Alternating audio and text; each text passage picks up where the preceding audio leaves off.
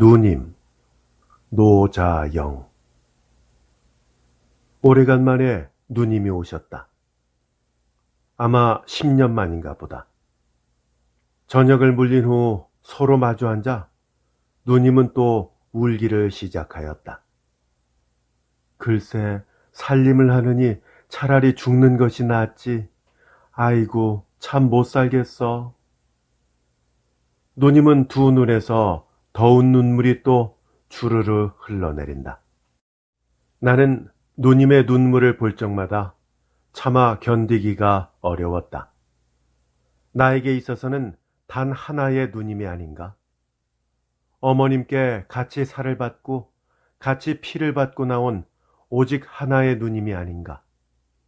나는 할 수만 있다면 누님을 얼마든지 도와드리고 싶었다.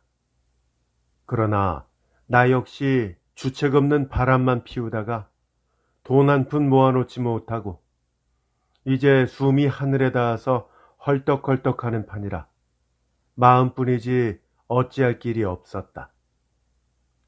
어떻게 하면 누님을 도와드릴까? 나는 여러 가지로 생각해 보았으나 별로 뾰족한 재간이 없었다. 나중에는 자포심까지 생겨서 제기랄 어떤 놈은 하루 저녁에 몇천 원씩 쓰면서 지랄하는 놈도 있는데 하고 세상을 원망까지 하였다. 사실 남을 원망하기는 고사하고 내 자신도 한창 바람을 피울 때에는 하룻밤에 돈 몇백 원씩 써버린 적도 있지만 그러나 이따위 원망이나 저주쯤으로는 이제는 아무 소용이 없었다. 돈이 있어야 한다. 돈이 있어야 누님의 저 더운 눈물을 좀 씻어드릴 것이 아닌가? 동생, 나는 동생을 바라고 몇백 리를 찾아오지 않았어. 좀 도와주어야 하겠어. 그렇지 않으면 나는 살 수가 없어. 누님은 눈물을 치마 끝으로 씻어가며 간절한 호소를 하는 것이다. 어디 힘써 보지요. 마음 놓고 오늘은 편안히 주무세요. 나는 이렇게 대답하지 않을 수가 없었다. 그러나 누님은 동생이 도와주지 않으면 나는 그만 죽고 말 거야. 애들은 많고 무엇으로 살아가야 할지 살아갈 길이 막막해. 하고 위협 비슷한 말까지 하시는 것이다. 그러니 딱한 일이 아닌가? 나는 무엇으로 누님을 도와드려야 할 것인가? 내 자신도 생활이 어려워서 밤낮 여편네에게 바가지를 당하고 또는 쌀값, 나무값, 외상 때문에 남에게 창피를 보지 않았던가? 빌어먹을 놈의 세상. 나는 속으로 이렇게 탄식을 하면서 얼마든 돈이 생기는 대로 도와드리겠어요. 마음 놓고 편히 계세요. 하고 나는 누님에게 안심을 주도록 말하였다. 정말이지 세상이란 괴롭두구먼. 하고 누님은 황해도 사투리를 써가면서 그간 지내온 괴롭고 아픈 생활을 이야기하는 것이었다. 그간 편지는 이따금 보았지만은 어디 이야기나 자세히 해보세요. 하고 나도 옆에서 재촉거렸다. 그러나 누님의 뼈에 사무친 애처롭고 슬픈 이야기를 듣기에는 나도 너무나 마음이 괴로웠다. 동생은 알지만은 10년 전만 하여도 우리가 아침 저녁이야 굶기나 했나? 그렇고 말고요. 사람이 망조가 들라니까 별일이 다 생기더구만. 동생 매부가 사진관인지 무엇인지 하느라고 그 금쪽 같은 땅을 모두 팔았지. 2,000원인가 얼만가를 만들어가지고 읍내에다가 영업을 내었다네. 그래서요? 나는 다소 호기심을 가지고 그 이야기를 듣기 시작하였다. 참 기가 막히지. 영업을 내어가지고 처음엔 재미를 꽤 본 모양이더라. 너도 나도 사진 찍으러 오는 사람이 많아서 한 달에 200~300원 수입이 생겼다고 하대. 사진사 월급, 모든 잡비용을 제하고도 매달 100여 원씩 돈이 들어온 모양이야. 한 달에 10원도 구경하지 못하던 위인이 갑자기 돈이 생기게 되니까 차차 바람이 나기 시작했지. 참, 조선 사람은 그게 병이거든요. 나는 이렇게 대답을 하지 않을 수가 없었다. 처음엔 나와 싸움도 했지. 야단 법석을 하고 죽는다 산다 했지만은 사람이 한번 환장이 되기 시작하면 듣지를 않아. 술 먹고 요리집 출입을 자주 하더니 나중에는 도화인가 무엇인가 하는 갈보에게 그만 쫄딱 반했지. 반해가지고는 글쎄 그 주제에 산보니 온천을 가느니 하고 돈이 있는 대로 계집애 아가리에 집어넣기를 아끼지 않았단 말이야. 글쎄 시루에 물 붓기지. 그까진 역업을 가지고 돈을 써봤자 며칠을 쓴단 말인가. 참 기가 막히지. 매부도 철이 없었군요. 나는 한숨을 쉬지 않을 수가 없었다. 철이 뭐야?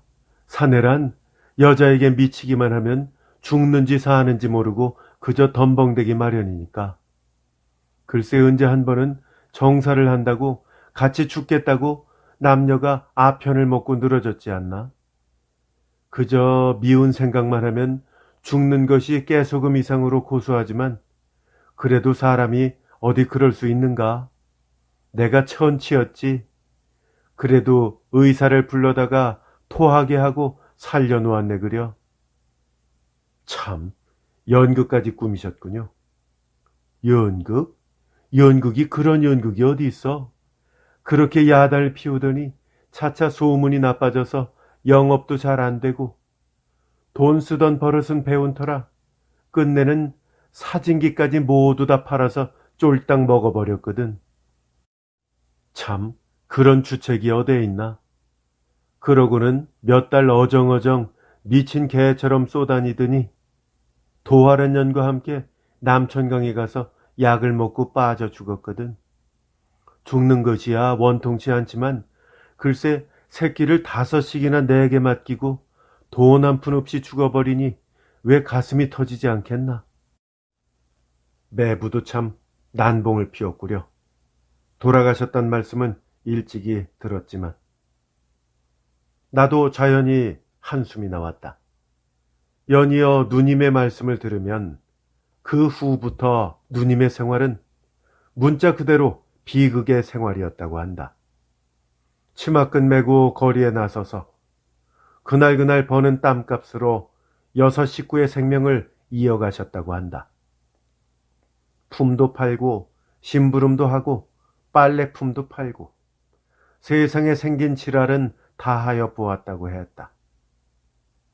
내 얼굴을 보게나 이렇게 죽은 상이 되지 않았나? 사실 누님의 그 좋던 얼굴은 흑빛이 되고 초롱같이 빛나던 그 눈도 쑥 들어가서 광채를 잃었다. 그 기운 없는 눈, 광채 없는 눈. 누님은 얼마나 거친 세상과 싸움을 하셨을까?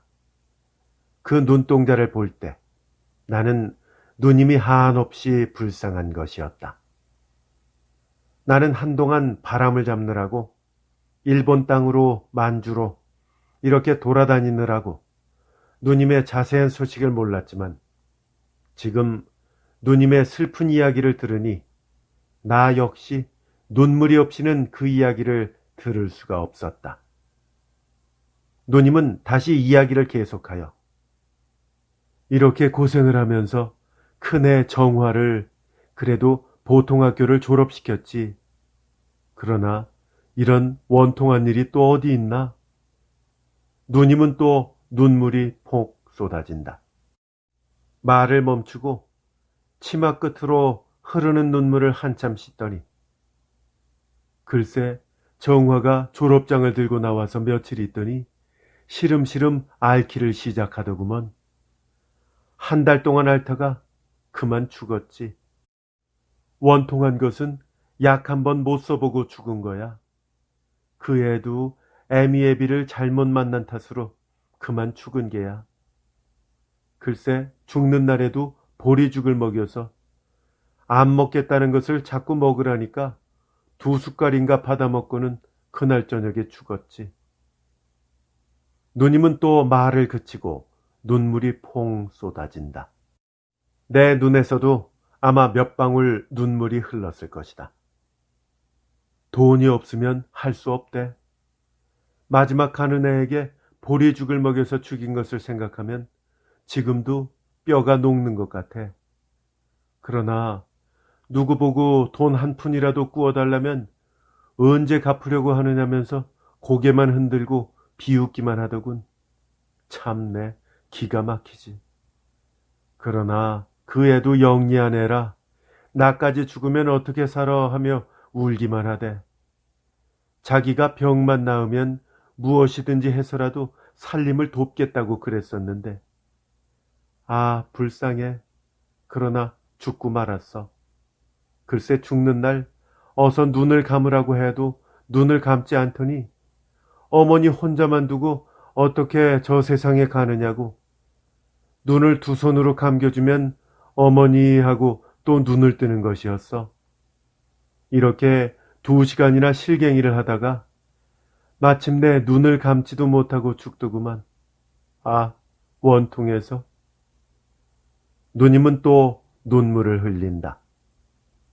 참느라고 애를 쓰시나 마침내는 울음소리까지 내시며 우시는 것이었다. 얼마 후에 누님은 말을 이어 애를 묻고 나서는 나도 그만 곤두박질을 해서 죽고 싶었지만은 그래도 산 사람은 또 살아야 하는 모양이야. 하느님이 사람을 묘하게 만들었다는 생각이 나대. 또 군뱅이 처량하듯이 우물우물 살기를 시작했지. 산대야 밤낮 그 지랄이지. 남의 집 품팔이 참말 눈물 나서 못 살겠대. 하루 동안 품삯을 팔아야 겨우 20전이니 이것으로 5 식구가 살려니 오죽이나 하겠나. 그나마 품을 팔 것도 없는 날이면 며칠씩 굶다가 바가지를 가지고 밥을 얻으러 나가본 일도 있네. 아는 놈들도 거지 왔다고 문을 닫더군. 창피하고 서러워서. 누님은 또 말을 끊었다가 참말 세상 고생 다 해봤네. 김도 매보고 품도 팔아보고 바다에 가서 고기 장사도 해보고 먹을 것이 없을 때면 도둑질까지 하고 싶은 마음까지 생기대 그려. 이웃집 박주사란가 그 사람은 거기에서 부자였지. 삶은 돼지같이 살이 뚱뚱하게 쪄서 걸음걸이도 오리처럼 뒤뚱뒤뚱 걷고 그 사람에게 언제 한번 돈 1원만 구워달랬더니 글쎄 이 녀석이 오늘 밤에 지 말만 잘 들으면 1원은 고사하고 3, 4원이라도 준다고 그러더구먼. 그래서 얘딸 이 개떡 같은 자식 하고 욕을 해주었지. 세상이 다 그렇더구먼. 아참 기막혀서. 누님은 한참 한숨을 쉬더니 그래 동생이 이젠 서울서 살림을 한다는 말을 듣고 불원천리하고 이렇게 찾아왔네. 동생이 좀 살려줘야겠어. 누님의 말은 한층 더 간절하였다. 나 역시 한숨을 후 하고 쉬다가 어디 한번 힘써 볼게요 하고 누님을 위로하고 그날 밤을 지냈다. 그 다음 날이었다. 누님은 식모와 함께 동물원 구경을 나가게 되었다. 나는 여러 가지로 생각하여 보았으나 단돈 4, 5원이라도 곧 변통하기는 하늘의 별 따기만큼 어려웠다. 어찌하면 좋을까? 이런 때 이런 탄식은 퍽이나 가슴을 아프게 하는 것이었다. 아무리 생각하여 보아도 별 뾰족한 수가 없었다. 누구한테 가서 어떠니 저쩌니 하고 고양이 앓는 소리처럼 쓸데없는 사정 이야기를 하는 것보다 무엇이든지 내 손으로 돈을 만드는 것이 가장 튼튼하고 알맞은 수단이었다. 에라, 이런 때는 좀 철면피처럼 얼굴 두꺼운 소리를 하여도 관계치 않지만 하고 나는 아내에게 좀 어려운 청을 하기 시작하였다. 저 풍금 내게 2달만 빌려주시오. 빌리다니요? 아내는 좀 이상한 눈으로 나를 바라보면서 이렇게 대답하는 것이었다. 나는 좀 얼굴이 뜨거웠지만 곧 누님이 그 불쌍한 이야기를 하시면서 돈을 좀 달라고 하시는데 어디 돈이 있어? 저 풍금으로 돈을 좀 마련하게 하고 착실히 거북한 소리를 여기까지 말하였다. 아내는 좀 눈이 뾰족해지며 셀쭉하는 모양이었으나 다시 눅한 모양으로 한참 말이 없더니 그러세요. 남도 불쌍한 처지에 있으면 도와주거늘 하물며 누님이신데 더구나 육친으로는 단 하나인 누님이신데 물론 저야 풍금을 내놓는 것이 섭섭하지만은 사정이 그러하신 것을 아내의 말은 퍽이나 저음잖고 속이 넓은 소리였다. 고맙소. 나는 이렇게 대답하였으나 눈이 뜨뜻해지고 얼굴이 화끈해지며 고개를 들 수가 없을 만큼 감격하고 말았다. 이 풍금은 아내가 가지고 온 오직 하나의 선물이 아닌가. 또는 외롭고 속상하고 쓸쓸할 때마다 그 풍금 건반을 두드리며 자기의 심사를 위로하던 단 하나의 친구가 아니었던가. 나는 아내에게 그런 선물을 하기는 고사하고 아내가 3년 동안이나 교사 노릇을 하며 호라비가 밥 모으듯이 모은 돈으로 사놓은 그 풍금을 팔아 누님에게 동정을 하려 한다. 무지막지한 날깡패들의 손이 닥치는 대로 집안 물건을 주워다가 술을 먹고 조금이라도 아내가 말썽을 부리면 때려 부수고 이런 종류의 인간이 많은 중에 나도 그 중에 한 몫을 낀 듯하여 얼굴이 화끈 끓어올랐다. 그러나 아내가 그처럼 마음을 넓게 먹고 나의 청을 순순히 들어주는 데에 나는 감격하지 않을 수가 없었다. 당신이 그렇게 마음을 넓게 먹고 허락을 해주니 내 마음이 기쁘구려. 내 어떻게 하든지 곧 찾아서 당신의 그 마음을 갚도록 하리다. 천만에요. 슬퍼하는 누님을 기쁘게만 하여 주시고 또 생활을 붙잡아 드릴 수만 있다면 저도 기쁜 일이지요. 얼마나 시원스러운 말인가. 전에는 바가지만 긁고 내 속을 푹푹 삶을 때와는 달리 오늘은 아내가 그저 고맙다. 나는 산엽 10호 풍금을 아내 방에서 꺼냈다. 우리 집에 있던 그 물건을 밖으로 내다 파는 것은 나도 그리 좋지는 않았다. 동네 사람에게 시켜 황금정으로 가서 1금 80원에 전당을 잡혔다. 그래서 그 길로 본정을 가서 평소부터 사고 싶어 하던 책 몇 권을 사가지고는 집으로 돌아왔다. 얼마 후에 누님이 동물원 구경을 하시고 돌아왔다. 나는 전후 이야기를 하고 돈 60원을 꺼내 드리면서 나로서는 할 수 있는 데까지 정성과 힘을 다한 돈이고 아내가 주다시피 한 돈입니다. 약소하지만 받으세요, 누님. 누님은 퍽이나 기뻐하시면서 하늘에 별이나 따듯이 그 돈을 손에 들고 이렇게 큰 돈을 손에 쥐어보기는 생전 처음이네. 고맙네 동생. 이젠 살 것 같네. 누님은 연거푸 고맙다는 표시를 나에게 하였다. 누님이 기뻐하시니 저도 만족합니다. 하고 나도 유쾌하였다. 그 다음날 누님은 거리에 나가서 매약, 즉 미리 조제해서 시입하는 약을 많이 사왔다.